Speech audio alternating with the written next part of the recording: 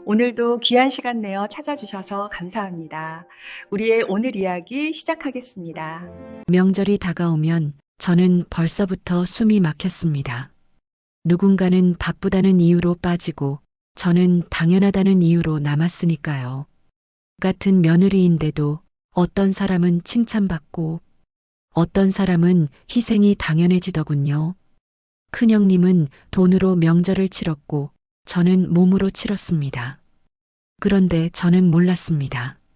늘 잘 사는 줄만 알았던 그 큰 집에 그런 사정이 숨어 있을 줄은요.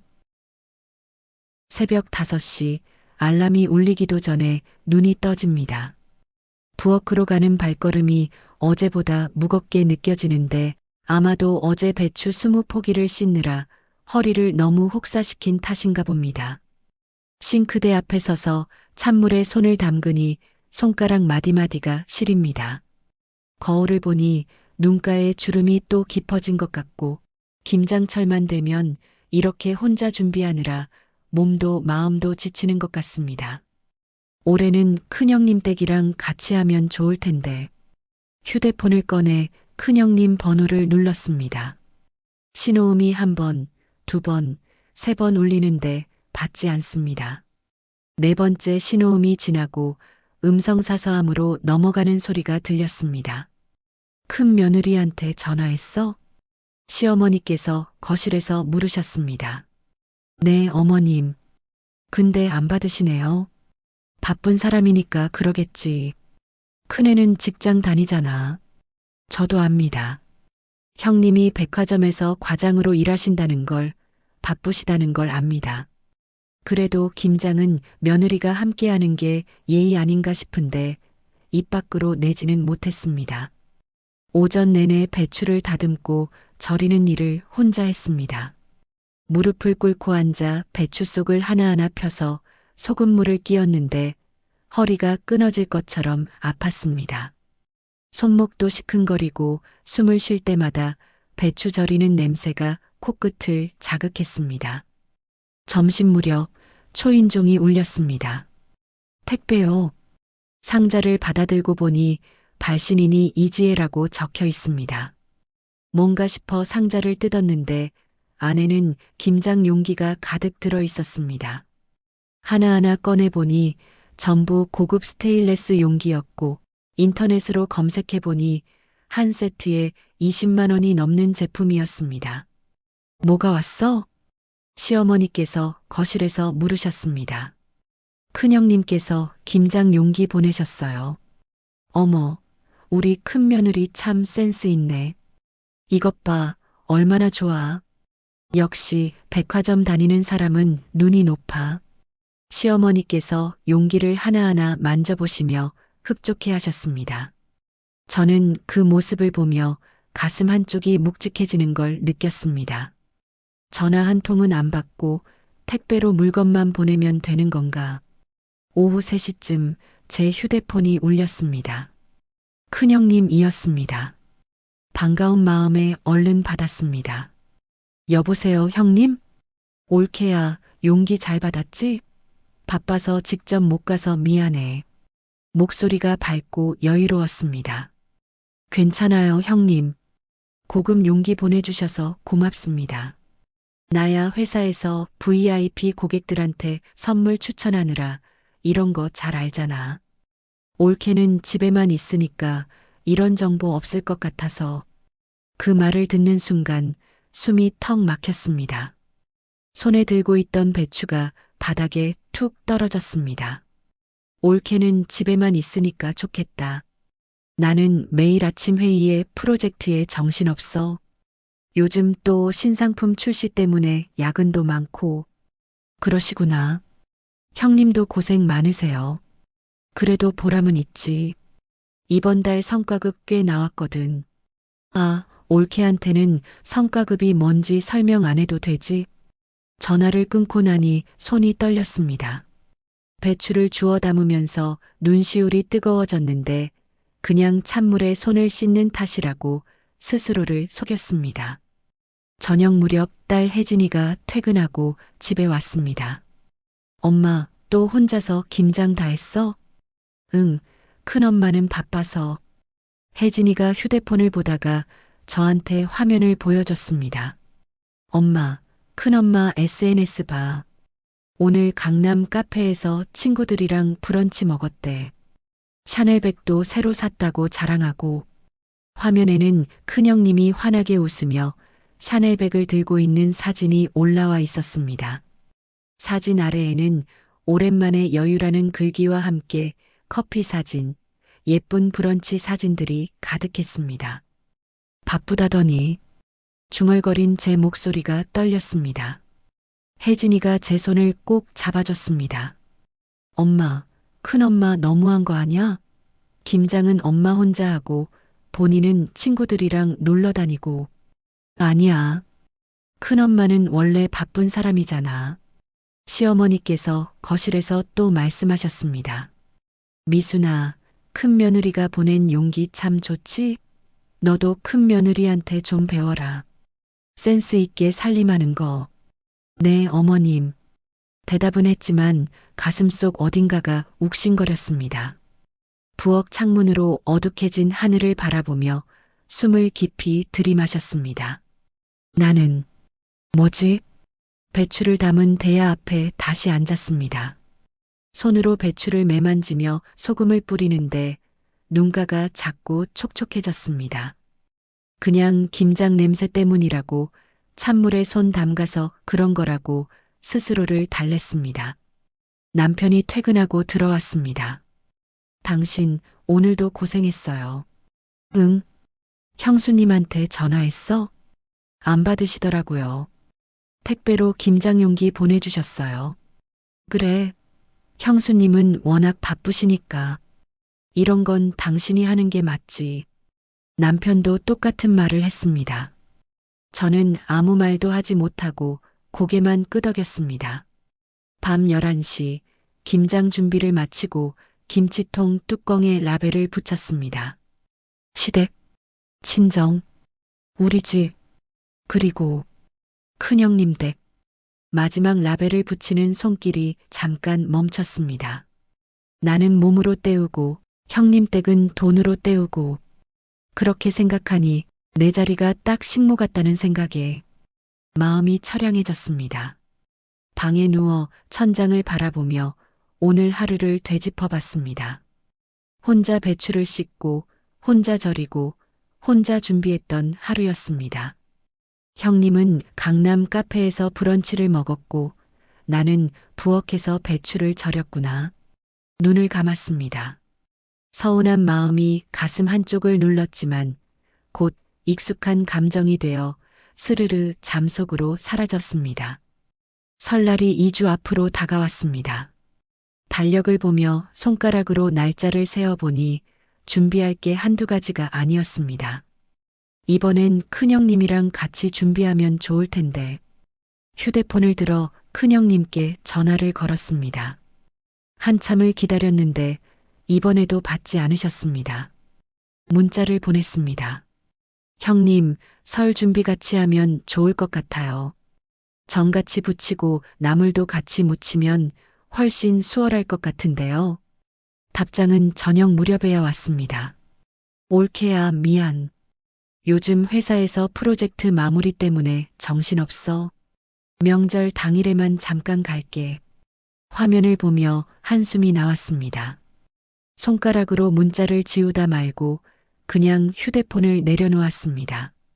다음 날부터 혼자 준비를 시작했습니다. 장을 보고 나물을 다듬고 전 부칠 재료를 손질했습니다.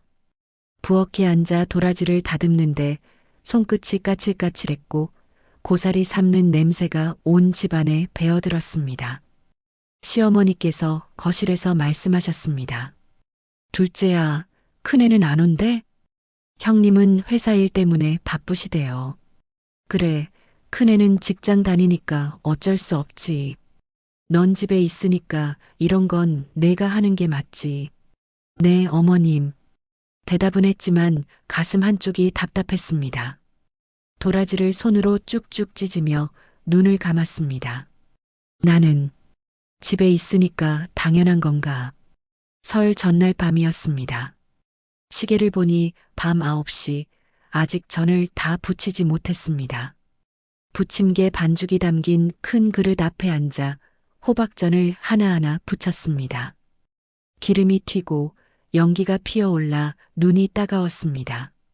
11시가 넘어서야 마지막 동그랑땡을 접시에 담았습니다. 허리를 펴고 일어서니 무릎이 뻐근하게 아팠고 손목도 욱신거렸습니다. 싱크대에 기대서서 창밖을 바라봤습니다. 어둠 속에서 불빛 하나 없는 밤하늘만 보였습니다. 내일이면 끝이겠지.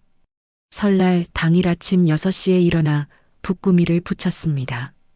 팬에 기름을 두르고 반달 모양으로 빚은 붓구미를 하나씩 올려 노릇노릇하게 익혀내니 그래도 뿌듯한 마음이 조금 들었습니다. 어머님, 붓구미 드세요. 시어머니께 붓구미를 담아드렸습니다. 한 입 드시더니 고개를 끄덕이셨습니다. 응, 맛있네. 그게 전부였습니다. 더 이상의 말씀은 없으셨습니다. 오전 11시쯤 초인종이 울렸습니다. 큰형님 댁이 오셨습니다. 어머님, 저희 왔어요. 그동안 잘 지내셨어요? 큰형님의 목소리가 밝고 경쾌했습니다. 손에는 커다란 상자를 들고 계셨습니다. 어머, 큰 며느리 왔네. 뭐 이렇게 큰 걸 들고 왔어? 한우 세트요. 어머님 좋아하시잖아요. 시어머니께서 상자를 받아들고 활짝 웃으셨습니다. 어머, 이게 얼마짜리야? 어머님 드시라고 최고급으로 샀어요. 역시 우리 큰 며느리는 다르네.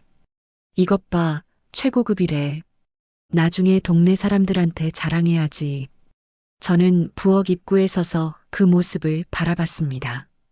제가 정성껏 만든 붓구미는 식탁 한쪽에 놓여 있었고 큰형님이 가져온 한우 세트는 시어머니 손에 꼭 쥐어져 있었습니다.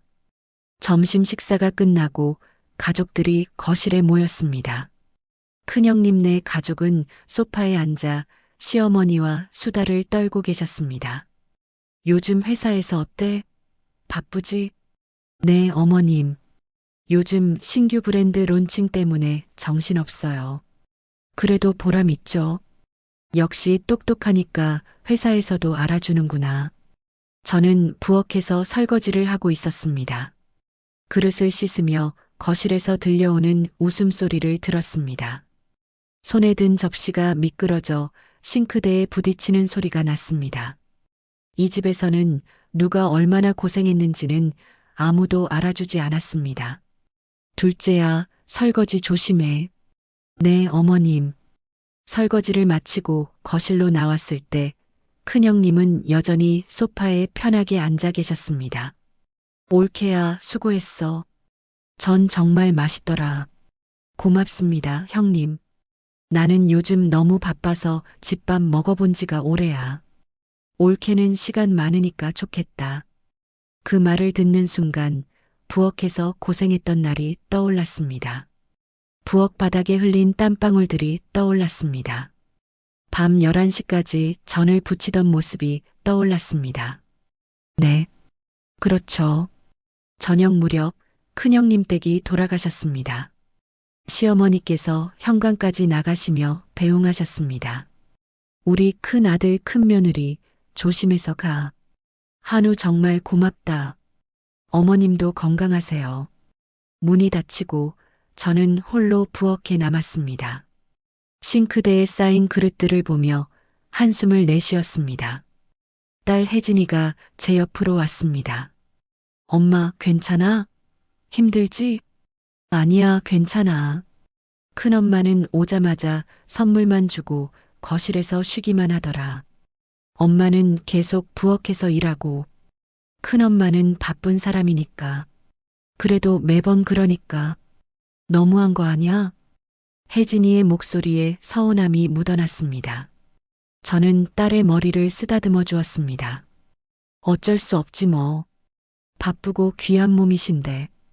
밤이 되어 모든 설거지를 마쳤습니다. 부엌 불을 끄고 거실을 지나가는데 시어머니께서 소파에 앉아 한우 세트를 들여다보고 계셨습니다. 역시 큰 며느리는 센스 있어. 이런 걸 어떻게 알고 사왔을까? 저는 아무 말 없이 방으로 들어갔습니다. 침대에 누워 천장을 바라봤습니다. 나는 2주 동안 준비했는데 형님은 돈으로 해결했구나. 눈을 감으니 눈시울이 뜨거워졌습니다. 그래도 눈물은 흘리지 않았습니다. 그냥 그렇게 서운함을 가슴 깊숙이 담아두고 잠이 들었습니다. 시어머니 팔순잔치가 석 달 앞으로 다가왔습니다. 큰형님께 같이 준비하자고 문자를 보냈지만 사흘 뒤 답이 왔습니다. 올케야, 요즘 회사 일이 정신없어. 미안한데 올케가 알아서 준비해줘. 또 혼자구나. 다음 날부터 준비를 시작했습니다. 초대할 분들 명단을 적고 초대장 30장을 손으로 쓰기로 마음먹었습니다. 정성이 담긴 게 좋을 것 같아서였습니다. 매일 저녁 식탁에 앉아 한 장씩 적어 내려갔습니다. 일주일 동안 30장을 썼고 마지막 장을 쓸 때 손목이 욱신거렸습니다. 어머님의 팔순을 축하드립니다. 같은 문장을 30번 쓰는데 눈시울이 뜨거워졌습니다. 시어머니께서 옆에서 보시더니 말씀하셨습니다. 둘째야, 고생이 많네. 아니에요, 어머님. 큰애는 바빠서 못 도와주나? 네, 회사 일로 많이 바쁘셔서 시간이 안 나나 봐요. 아이고, 이건. 큰애가 고생이 많구나. 넌 집에 있으니까 이런 건 내 몫이지. 그 말이 귓가에 오래 남았습니다. 고생이 아니라 당연한 몫이라는 말처럼 들려서 가슴 한쪽이 서늘해졌습니다. 그래도 저는 아무 말도 하지 않았습니다. 팔순잔치 한 달 전 시어머니께서 동네 아주머니들을 집으로 초대하셨습니다. 거실에서 차를 마시며 손주 자랑이 한창이었습니다. 우리 큰손주 준영이가 대기업에 다니잖아. 얼마나 자랑스러운지 몰라. 아주머니들도 감탄했습니다. 어머, 큰손주가 신통하네. 요즘 대기업 들어가기가 하늘의 별 따기인데. 해외 출장도 자주 다니고 영어도 엄청 잘한대. 지난번엔 미국 본사까지 갔다 왔어. 저는 부엌에서 과일을 깎으며 듣고 있었습니다. 사과를 깎던 손이 잠깐 멈췄습니다. 조심스럽게 거실로 나가 말씀드렸습니다. 어머님, 혜진이도 선생님이에요. 우수 교사상도 받았어요. 그래, 몰랐네. 시어머니께서 짧게 대답하시곤 다시 아주머니들을 향해 준영이 이야기를 이어가셨습니다. 준영이는 연봉도 높아서 벌써 집도 샀대. 서울의 아파트. 저는 과일 접시를 들고 부엌으로 돌아왔습니다. 싱크대에 기대서서 숨을 깊이 들이마셨습니다. 우리 혜진이도 얼마나 열심히 사는데. 문득 3년 전 일이 떠올랐습니다. 시어머니 칠순잔치 때 큰형님은 샤넬백을 선물로 가져오셨습니다. 검은색 가죽에 금색 체인이 달린 비싼 가방이라고 합니다. 어머님, 이거 백화점에서 엄청 힘들게 구한 가방이에요. 어머님도 이런 좋은 가방 들으셔야 해요. 시어머니께서 동네방네 자랑하셨습니다. 큰 며느리가 백화점에서 샀대. 얼마나 비싼지 알아? 500만 원 넘는데. 저는 그때 밤을 새워 손뜨개 목도리를 만들어 드렸습니다. 캐시미어 실로 한 땀 한 땀 떴습니다. 어머님, 이거 제가 직접 만들었어요. 시어머니께서 목도리를 한번 만져보시더니 서랍에 넣으셨습니다. 요즘 누가 이런 거 해? 사서 주지. 얘는 시키지도 않은 짓을 해. 그 목도리는 한 번도 사용되지 않았습니다. 대청소 때 서랍 깊숙한 곳에서 먼지 쌓인 채로 발견했습니다. 팔순잔치 일주일 전 큰형님께 다시 문자를 보냈습니다. 형님, 다음 주가 어머님 팔순잔치예요. 오실 수 있죠? 읽음 표시만 떴습니다. 답장은 없었습니다. 하루가 지나고 이틀이 지나도 답장이 없었습니다. 사흘째 되는 날 딸 혜진이가 휴대폰을 보다가 저한테 화면을 보여줬습니다. 엄마, 큰엄마 SNS 봐. 제주도 여행 갔나 봐. 화면에는 큰형님이 바다를 배경으로 환하게 웃고 있는 사진이 있었습니다. 힐링타임이라는 글귀와 함께 카페 사진, 호텔 사진이 가득했습니다. 엄마, 큰엄마 진짜 너무한 거 아니야? 팔순잔치 일주일 남았는데. 그러게. 사진 속 큰형님은 명품 선글라스를 쓰고 커피를 들고 웃고 계셨습니다. 형님은 맨날 바쁘시다면서 여기저기 참 잘도 다니시는구나. 가슴이 서늘하게 식어갔습니다. 석 달 동안 혼자 준비했던 시간들이 떠올랐습니다. 밤늦게 남편이 퇴근하고 들어왔습니다. 형수님한테 연락 왔어? 아니요. 문자 읽고도 답이 없어요. 형수님도 바쁘시나 보네. 남편이 제 어깨를 토닥여줬지만 그 위로가 서운함을 지우지는 못했습니다. 침대에 누워 천장을 바라봤습니다. 나는 뭘 위해 이렇게 열심히 했을까? 서운함과 불안이 뒤섞여 가슴을 눌렀습니다. 큰형님한테 무슨 일이 있는 건 아닐까 하는 불안도 조금 스며들었습니다. 형님, 뭔가 이상해. 서운함보다 불안이 더 커지고 있었습니다. 팔순잔치 3일 전이었습니다. 부엌에서 마지막 점검 목록을 확인하고 있었습니다. 음식, 장소, 초대장, 손님 명단까지 체크하며 손가락으로 하나씩 짚어갔습니다. 휴대폰이 울렸습니다. 큰형님한테서 문자였습니다. 올케야, 미안해. 갑자기 회사에서 해외 출장 잡혔어. 어쩔 수가 없네. 어머님께 죄송하다고 전해줘. 손에 든 휴대폰이 떨렸습니다. 문자를 다시 읽고 또 읽었습니다. 해외 출장? 잔치가 코앞인데 이제 와서? 가슴이 쿵 내려앉았습니다.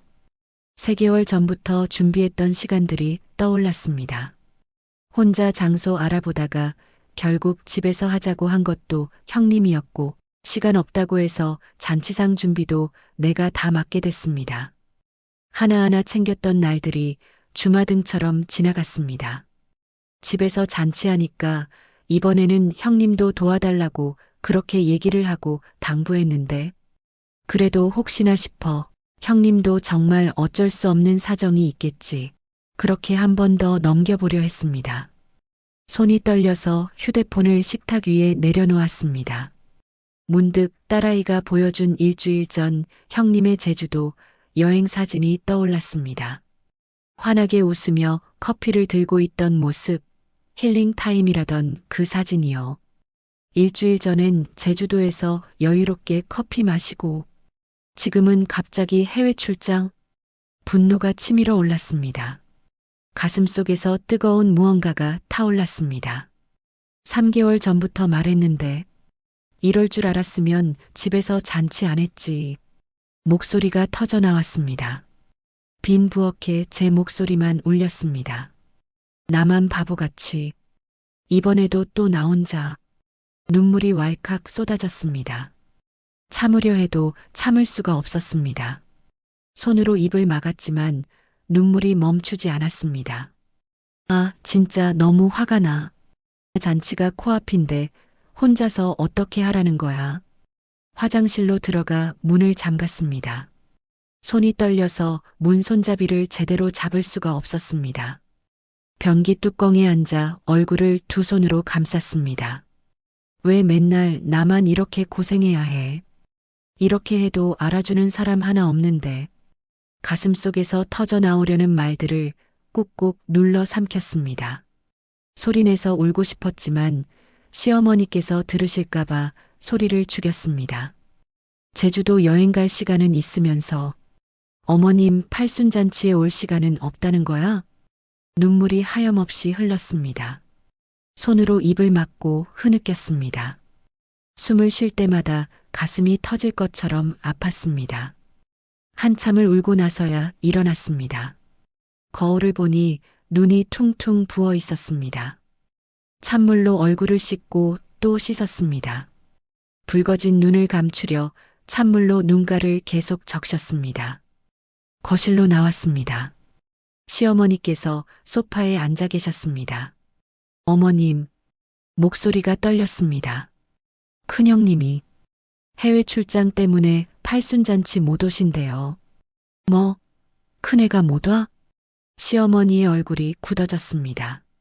기대에 가득 차 있던 표정이 한순간에 무너졌습니다. 갑자기 회사에서 출장이 잡혔다고 어쩔 수 없으시대요. 그래. 회사 일이면 어쩔 수 없지. 바쁘다는데 뭐. 시어머니께서 한숨을 쉬시며 소파 등받이에 기대셨습니다. 실망한 표정이 역력했습니다. 큰애가 오면 좋아할 사람들이 많은데 그 말을 듣는 순간 가슴이 찢어지는 것 같았습니다. 저는 내일 혼자 잔치를 준비해야 하는데 큰형님이 오면 좋아할 사람들 아무 말도 할 수 없었습니다. 그저 고개만 끄덕이고 방으로 돌아왔습니다. 팔순잔치 당일이 밝았습니다. 새벽 5시에 눈이 떠졌습니다. 잠을 설쳤습니다. 부엌으로 가서 음식을 준비했습니다. 전을 부치고 나물을 무치고 과일을 깎았습니다. 손이 바쁘게 움직였지만 마음은 무거웠습니다. 큰형님 몫으로 준비한 자리를 보니 가슴이 먹먹했습니다. 빈자리가 될 그 자리를요. 오전 11시 손님들이 하나둘씩 도착하기 시작했습니다. 친척 아주머니들이 거실로 들어오시며 두리번거리셨습니다. 어머, 큰 며느리는 안 왔어? 저는 얼른 웃으며 대답했습니다. 회사 일이 많이 바쁘시대요. 바쁜 사람이니까 좀 늦게 오겠지. 시간이 지나도 큰형님은 오시지 않았습니다. 친척들의 수군거림이 점점 커졌습니다. 큰 며느리 정말 안 오는 거 아냐? 팔순잔치에 큰 며느리가 빠지다니. 말이 돼? 아무리 바빠도 그렇지. 시어머니 팔순잔치를. 저는 부엌과 거실을 오가며 음식을 나르고 손님들께 인사를 드렸습니다. 귀를 막고 싶었습니다. 하지만 계속 웃으며 음식을 날랐습니다. 큰형님 자리만 텅 비어 있었습니다. 그 빈자리가 저를 비웃는 것 같았습니다. 큰 고모께서 시어머니께 물으셨습니다.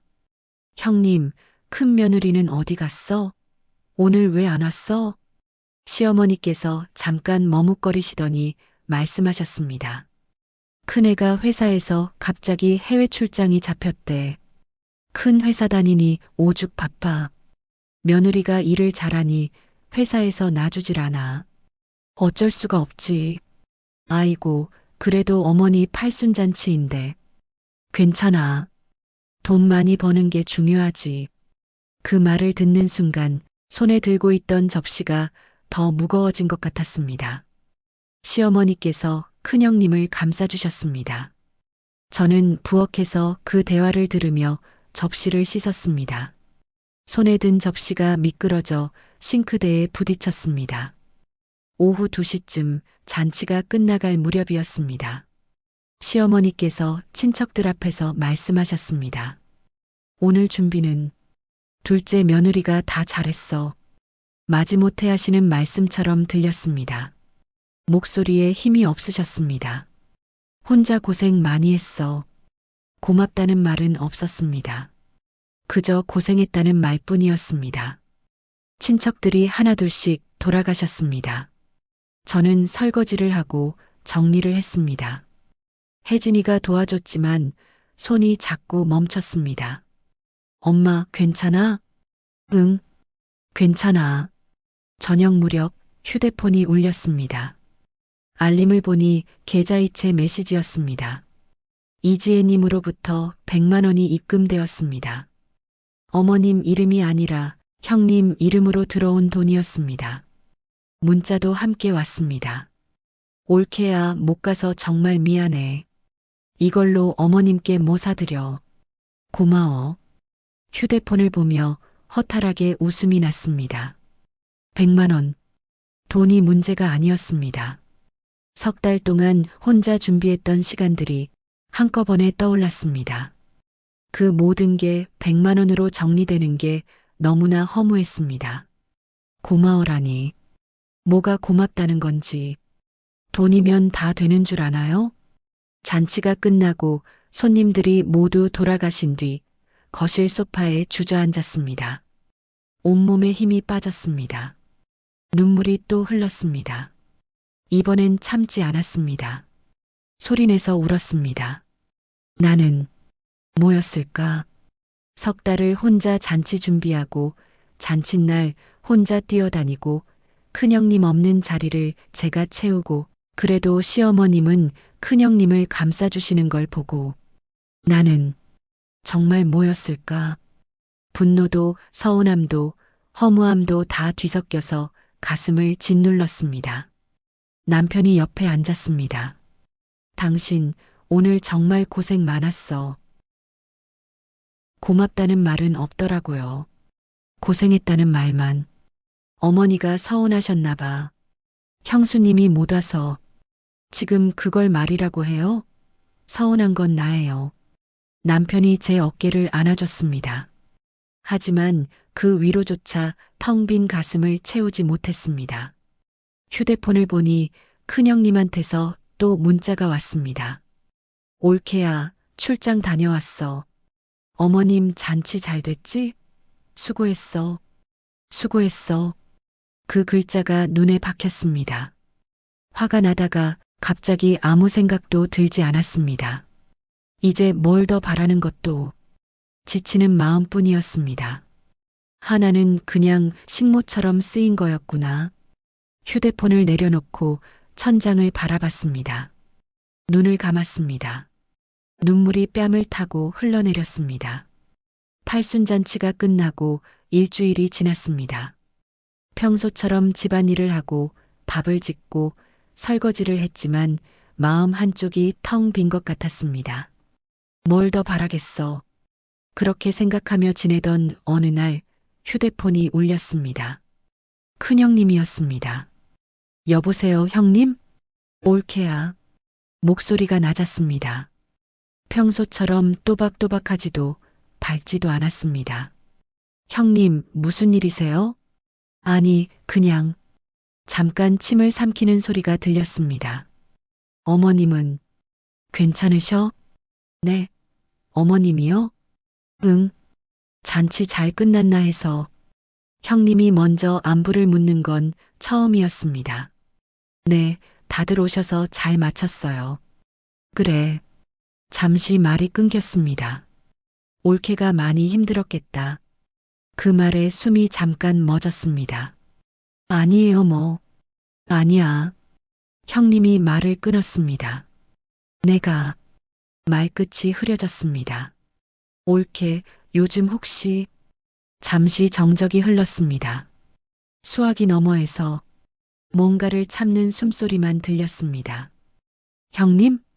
아니다. 급하게 말이 바뀌었습니다. 아무것도 아니야. 괜히 전화했네. 웃으려는 소리가 들렸지만 전혀 웃음이 아니었습니다. 형님, 괜찮으세요? 미안해, 올게. 그 말은 거의 중얼거림에 가까웠습니다. 지금은 얘기하기 좀 그래. 나중에 다시 할게. 뚝. 전화가 끊겼습니다. 휴대폰을 보며 멍하니 서 있었습니다. 뭔가 이상했습니다. 형님은 늘 저런 식으로 전화하는 사람이 아니었으니까요. 저녁 무렵 딸 혜진이가 퇴근하고 왔습니다. 엄마, 이상한 거 발견했어. 뭔데? 큰엄마 SNS 봤는데 한 달째 업데이트가 없어. 원래 매일같이 올렸잖아. 혜진이가 휴대폰을 보여줬습니다. 큰형님의 마지막 게시물은 한 달 전 제주도 여행 사진이었습니다. 그 이후로는 아무것도 없었습니다. 진짜네. 이상하지 않아? 큰엄마가 SNS 안 하는 거. 그러고 보니 정말 이상했습니다. 큰형님은 항상 SNS에 일상을 올리셨습니다. 카페 사진, 백화점 사진, 명품 가방 사진. 매일같이 올리던 분이었는데요. 문득 1년 전 일이 떠올랐습니다. 그날도 명절 준비를 하고 있었습니다. 큰형님이 집에 오셨을 때였습니다. 올케 고생하네. 올케는 살림만 하니까 음식 준비하는 게 익숙하겠다. 아니에요, 형님. 저도 바빠요. 바쁘긴 나는 프로젝트 때문에 정신없어. 요즘 회사에서 신규 브랜드 론칭 준비하느라 밤 12시까지 일해. 큰형님이 명품 핸드크림을 꺼내 제 손에 쥐어주셨습니다. 이거 써봐. 집에서 살림만 하는 사람이니 손 관리 잘해야지. 이거 비싼 거야, 고맙지. 그 말투와 시선이 지금도 선명했습니다. 그런데 오늘 전화에서는 울먹이셨습니다. 미안했어라고 하셨습니다. 형님한테 무슨 일이 있는 걸까? 며칠 뒤 휴대폰이 또 울렸습니다. 이번엔 조카 준영이었습니다. 여보세요, 준영아? 작은 엄마. 목소리가 많이 가라앉아 있었습니다. 왜? 무슨 일 있어? 작은 엄마, 우리 엄마 좀 도와주세요. 준영아, 무슨 말이야? 도와달라니? 가슴이 철렁 내려앉았습니다. 준영아, 자세히 좀 말해줘. 무슨 말이야? 지금 자세히 말은 못하는데요. 잠시 망설이는 기색이 느껴졌습니다. 작은 엄마, 저한테 전화 왔다는 소리는 절대 하지 마시고요. 왜? 그냥요. 부탁이에요. 잠깐 숨을 고른 뒤 준영이가 말을 이었습니다. 시간 되시면 저희 엄마 아빠 좀 직접 만나보시면 안 돼요? 그 말에 등골이 서늘해졌습니다. 준영아, 너 괜찮은 거야? 네. 근데 말끝이 흐려졌습니다. 지금은 여기까지밖에 말 못해요. 알았어. 작은 엄마가 일단 연락해 볼게. 고맙습니다. 작은 엄마. 짧게 그렇게 말하고 전화가 끊겼습니다. 손이 떨렸습니다. 가슴이 두근거렸습니다.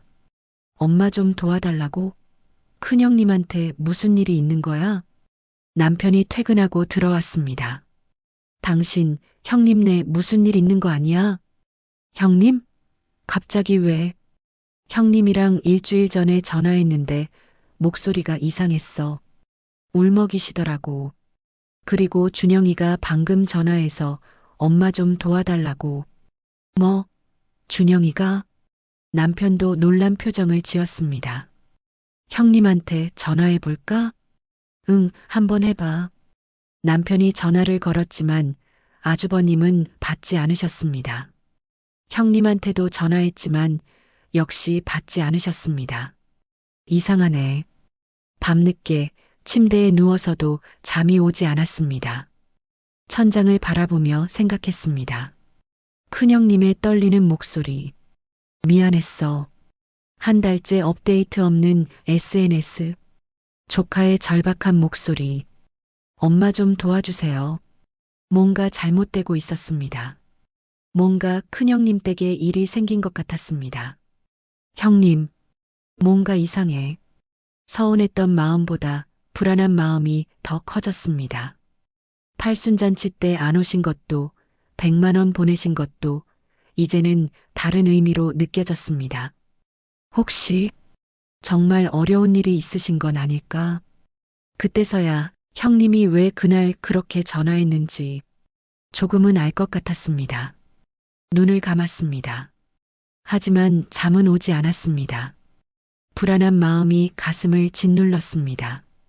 준영이의 전화를 받고 형님과 만나기 위해 수차례 연락을 해보았지만 연락은 닿지를 않았습니다. 그러던 어느 날 오후 마트에서 장을 보고 돌아오는 길이었습니다. 골목 입구 철물점 앞에 택시 한 대가 서 있었습니다. 문이 열리고 누군가 내렸습니다. 캐리어 2개를 끌고 있었습니다. 하나는 큰 것, 하나는 작은 것이었습니다.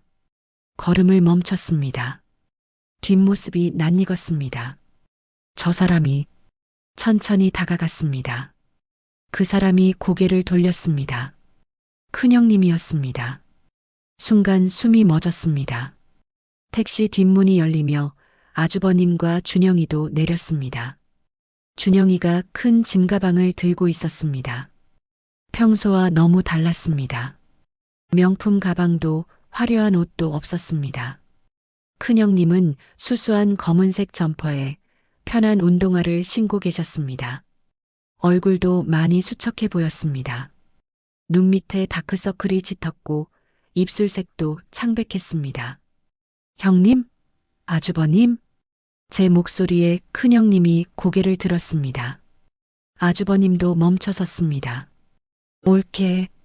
그 순간 큰형님 눈에서 눈물이 흘러내렸습니다. 가슴이 철렁 내려앉았습니다. 형님, 아주버님, 무슨 일이세요? 큰형님이 캐리어를 놓고 제 손을 잡았습니다. 손이 차가웠습니다. 옳게. 미안해. 형님? 우리 당분간 여기서 좀 지내야 할 것 같아.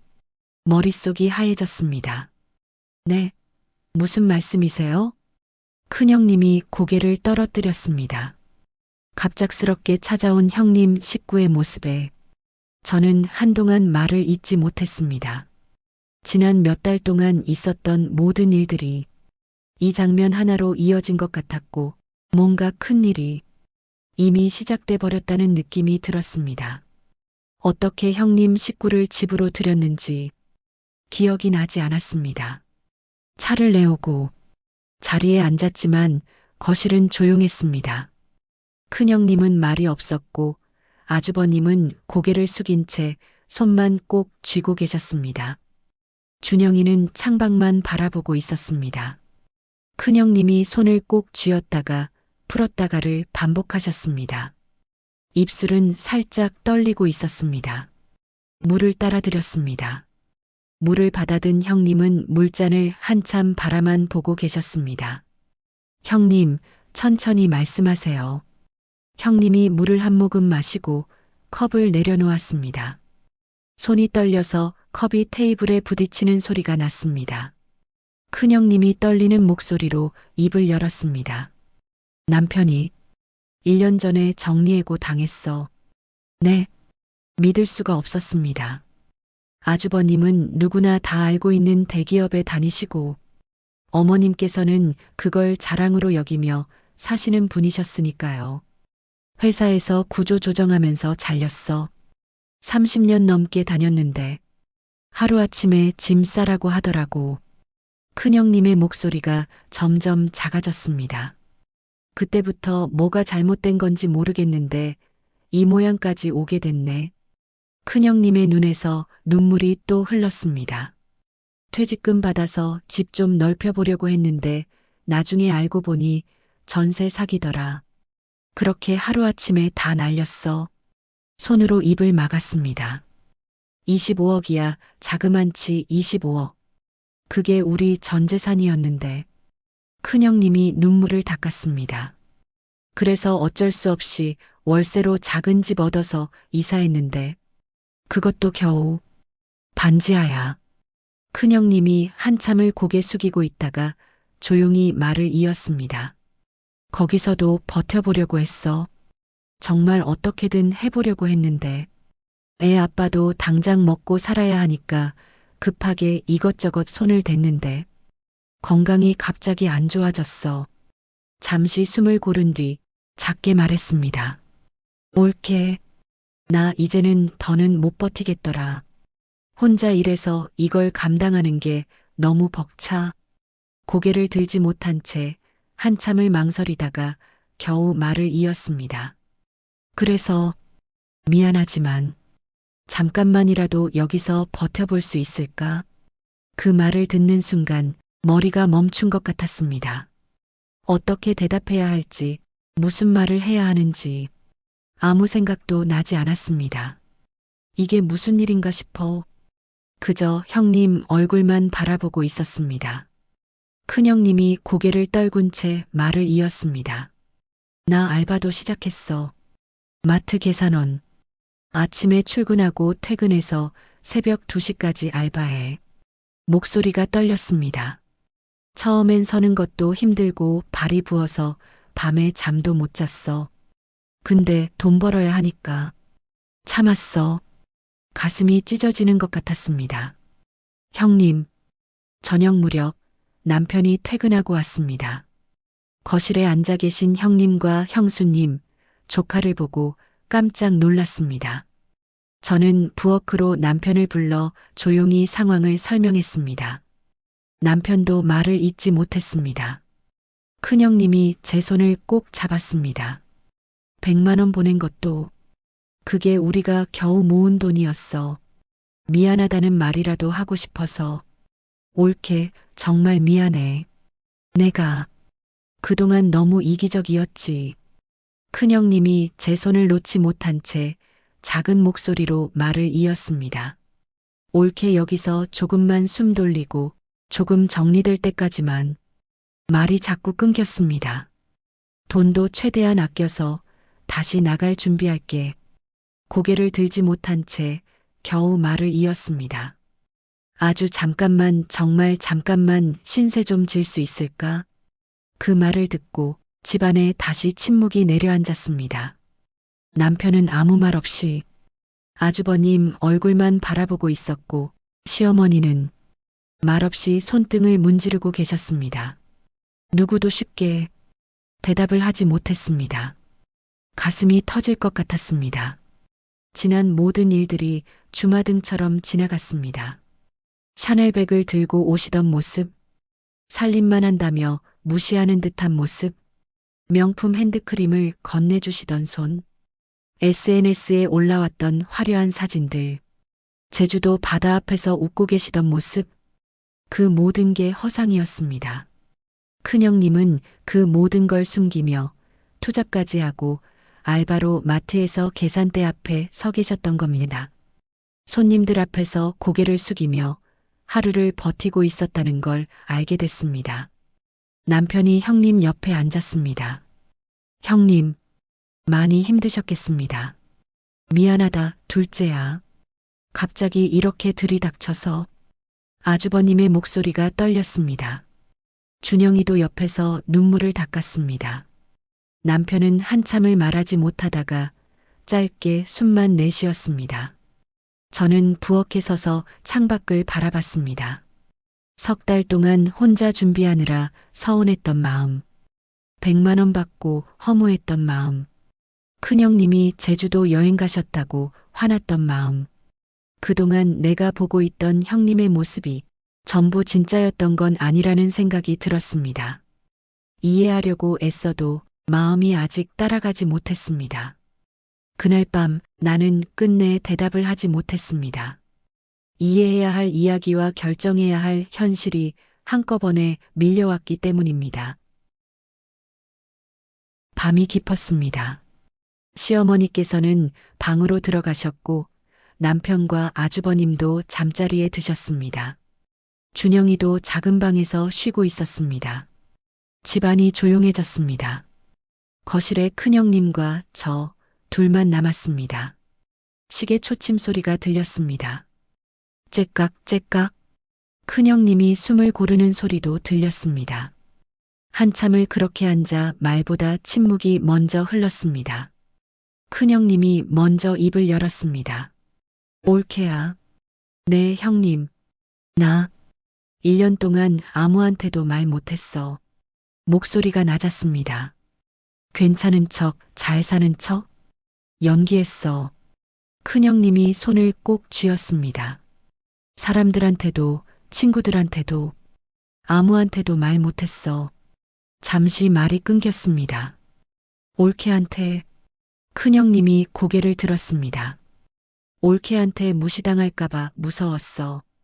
가슴이 철렁했습니다. 내가 먼저 잘난 척했던 거, 나도 알아. 큰형님이 말을 이었습니다. 집에만 있으니까, 살림만 하니까. 그렇게 말했잖아. 형님, 그런 내가 지금 사기당해서 투잡 뛰고 마트에서 계산원 하고 있다는 걸 올케한테 어떻게 말해? 큰형님의 목소리가 떨렸습니다. 내가 잘 사는 척한 이유가 올케 앞에서는 끝까지 잘난 사람으로 남고 싶었어. 잠시 침묵이 흘렀습니다. 팔순잔치 가고 싶었어. 큰형님이 눈을 감았습니다.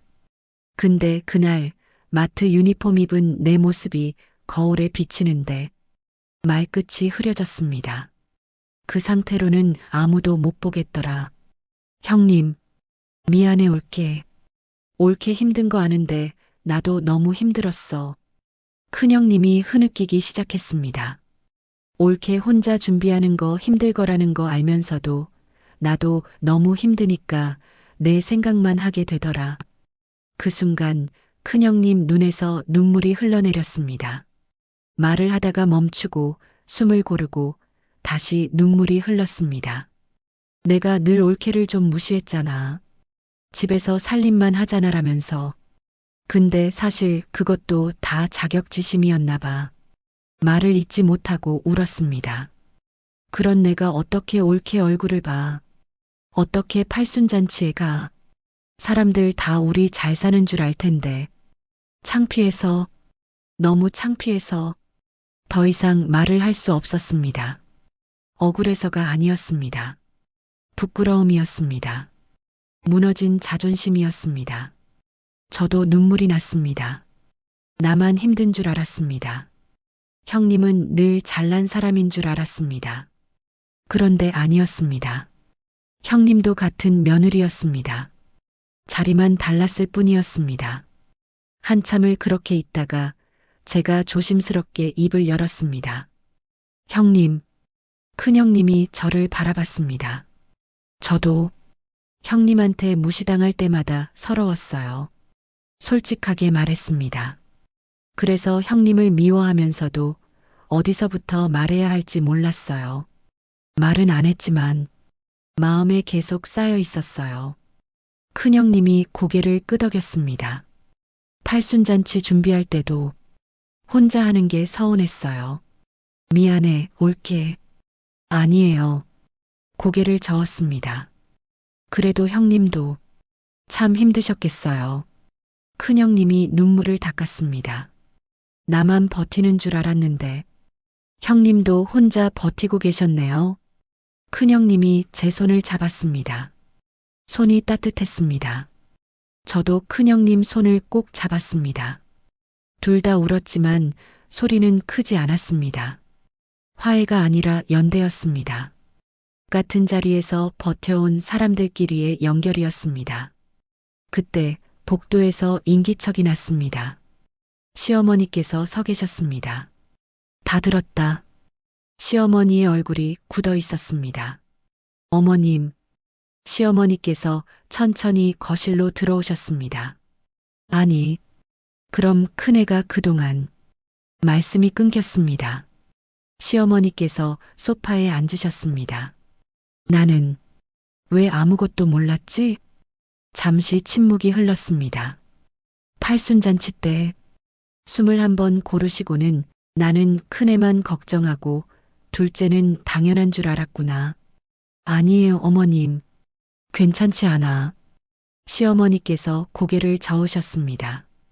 그동안 내가 부엌에서 얼마나 뛰어다녔는지 나는 제대로 보지도 않았어. 시어머니의 목소리가 떨렸습니다. 미안하다는 말로 이게 다 될 일은 아니겠지. 시어머니께서 처음으로 제 손을 잡으셨습니다. 그래도 엄마가 너무 무심했다. 잠시 멈추셨다가 미순아 이름을 불러주셨습니다. 짧은 말이었지만 진심이 담겨 있었습니다. 큰형님도 저도 시어머니도 그렇게 거실에 앉아 있었습니다. 말은 많지 않았습니다. 하지만 무언가 달라지고 있었습니다. 그날 밤 우리 사이에 있던 벽은 한꺼번에 무너지진 않았습니다. 하지만 그 금 사이로 처음으로 서로의 얼굴이 보이기 시작했습니다. 다음 날 아침이었습니다. 어젯밤 대화 이후 집안 공기가 조금 달라져 있었습니다. 남편이 큰형님과 아주버님을 거실로 모셨습니다. 저도 함께 앉았습니다. 형님, 형수님. 남편이 조심스럽게 말을 꺼냈습니다. 당장 나가실 필요는 없을 것 같아요. 큰형님이 고개를 들었습니다. 일 다시 자리 잡을 때까지만이라도 우리 집에서 같이 지내세요. 남편은 말을 고르듯 천천히 덧붙였습니다. 급하게 결정하지 말고 형님네도 숨 좀 돌리시고요. 제가 남편 옆에서 조심스럽게 거들었습니다. 형님, 여기 방도 있으니까 잠시 지내면서 돈도 조금 모으고 정리할 시간 가지셔도 될 것 같아요. 큰형님이 입술을 깨물었습니다. 눈에 눈물이 고였습니다. 옳게 한참을 말하지 못하다가 작게 말했습니다. 고마워. 정말 너무 고마워. 아주버님도 고개를 깊이 숙이셨습니다. 둘째야, 신세를 이렇게 지게 돼서 미안하고 그리고 고맙다. 그렇게 우리는 함께 살자가 아니라 각자가 다시 설 수 있을 때까지 잠시 같은 집에 머물기로 했습니다. 서로 부담이 되지 않도록, 서로를 의식하지 않도록 기간도 약속도 조심스럽게 마음에만 두고서. 그리고 한 달이 지났습니다. 큰형님은 오후 알바를 정리하고 다시 직장만 다니게 되셨고 아주버님도 구직 활동을 시작하셨습니다. 김장철이 왔습니다. 마당에 큰 대야를 놓고 저와 큰형님이 나란히 앉았습니다. 배추를 한 포기씩 들고 양념을 버무렸습니다. 올케야, 이거 어떻게 하는 거야? 나 이런 거 해본 적이 없어. 큰형님이 물으셨습니다. 제가 가르쳐 드릴게요. 웃으며 대답했습니다. 이렇게 속을 펴서 양념을 골고루 바르는 거예요. 너무 많이 바르지 말고요. 아, 이렇게? 큰형님이 조심스럽게 따라 하셨습니다. 네, 잘하시네요. 형님 손재주 좋으신데요? 에이, 올케가 잘 가르쳐줘서 그렇지. 왜 이래? 둘이 웃었습니다. 바람이 불어왔습니다. 단풍잎이 떨어지고 형님과 저는 나란히 앉아 배추를 버무렸습니다. 올케 있잖아. 큰형님이 말을 꺼냈습니다. 응? 내 맘 알지? 형님, 이제 그만하세요. 고개를 저었습니다. 우리 이제 같이 사는데 옛날 일 자꾸 생각하면 힘들어요. 아니, 고맙다고. 형님이 활짝 웃으면서 말했습니다. 시어머니께서 부엌에서 나오셨습니다. 의자를 하나 끌어다 우리 옆에 앉으셨습니다. 한동안 아무 말 없이 우리가 김치 버무리는 모습을 바라보셨습니다. 여럿이 하니까 북적북적 사람 사라는 것 같네. 조용한 목소리였습니다. 예전엔 이런 게 다 당연한 줄 알았는데 말이다. 큰형님을 바라보시며 말씀하셨습니다. 큰며느리, 너도 참 오래 버텼구나. 큰형님이 놀란 듯 고개를 들었습니다. 아니에요, 어머님. 아니야. 시어머니께서 고개를 저으셨습니다. 나는 내가 늘 강한 줄만 알았어. 잘 사는 줄 알았고 당연히 잘 버티고 있는 줄 알았지. 잠시 말을 멈추셨습니다. 그게 엄마가 제일 큰 착각이었구나.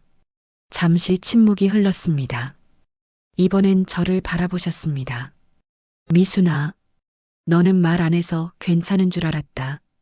가볍게 웃으려다 끝내 웃지 못하셨습니다. 그게 얼마나 잔인한 생각이었는지 이제야 좀 알겠다.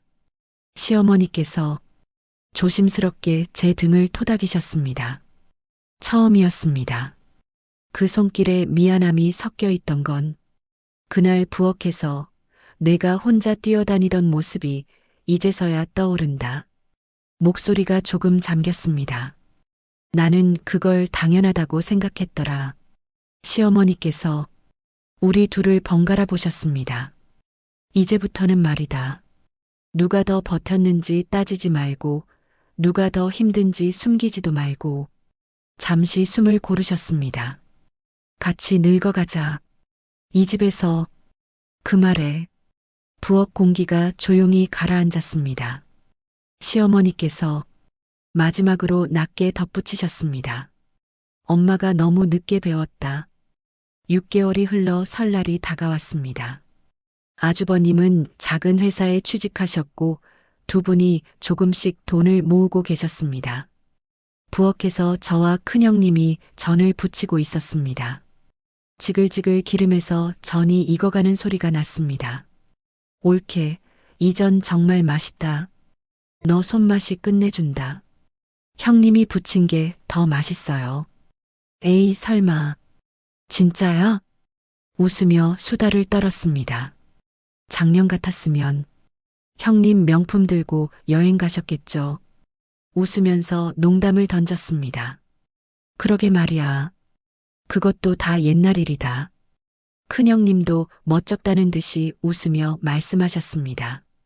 시어머니께서 부엌 문을 열고 들어오셨습니다. 시어머니께서도 웃으시면서 옆에서 우리가 전 부치는 걸 지켜보셨습니다. 그것만으로도 좋았습니다.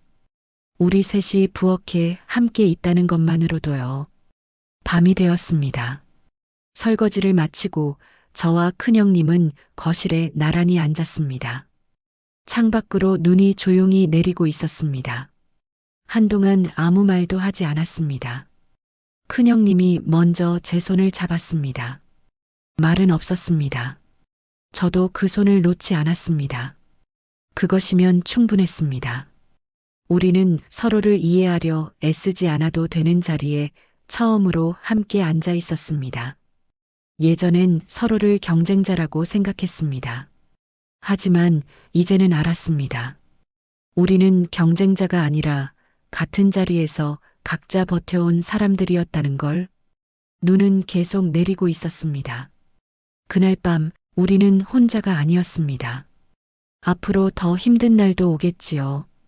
그래도 그때마다 가족이라는 이름으로 다시 한자리에 모일 수 있을 것 같았습니다. 챕터 8 대본 끝. 이 이야기가 마음에 남았다면 구독과 좋아요로 함께 해주세요. 여러분이 남겨주신 댓글 한 줄 한 줄 늘 큰 힘이 됩니다. 소통해주셔서 진심으로 감사합니다. 오늘도 끝까지 들어주셔서 고맙습니다. 늘 건강하세요.